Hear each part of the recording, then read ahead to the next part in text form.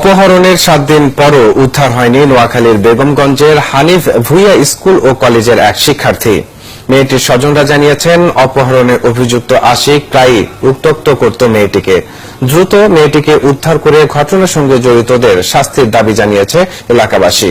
মিজানুর রহমানের তথ্য ও ছবিতে প্রতিবেদন। 15 জুলাই থেকে মেয়েটি নিখোঁজ। এতে চরম উৎকণ্ঠা আর আতঙ্কে দিন যাচ্ছে স্বজনদের।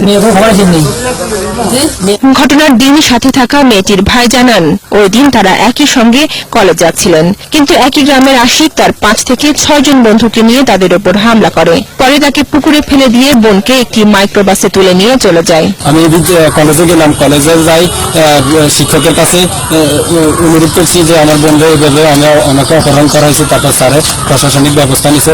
আর স্বজনেরা জানান, আশিক প্রায়ই উত্ত্যক্ত করত মেয়েটিকে। বিষয়টি আশিকের বাবা মাকে জানানো হলে গত 14 জুলাই সালিশ বসে। সেখানে তাকে বিরক্ত না করার আশ্বাস দেয় আশিকের পরিবার।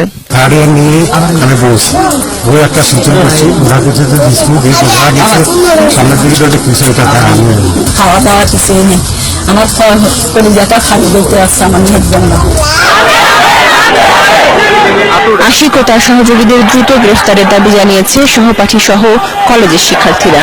আর এলাকার লোকজন বলছেন, অপরাধীদের শাস্তি না হলে বাড়বে অপহরণের ঘটনা।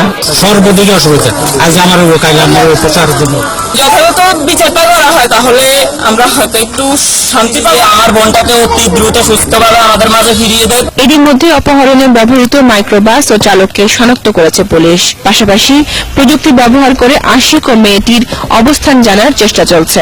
মাইক্রো এবং মাইক্রো ড্রাইভারকে রিকভারি করি। আর এই সংক্রান্তে আমার থানায় অপহরণ মামলা হয়েছে, ভিকটিমকে উদ্ধার করার জন্য তৎপরতা চলতেছে। এই ব্যাপারে কথা বলার জন্য অভিযুক্ত আশিক বা তার পরিবারের কারো সঙ্গে যোগাযোগ করা যায়নি।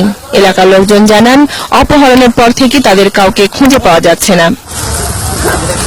বনশ্রী হালদার, 71।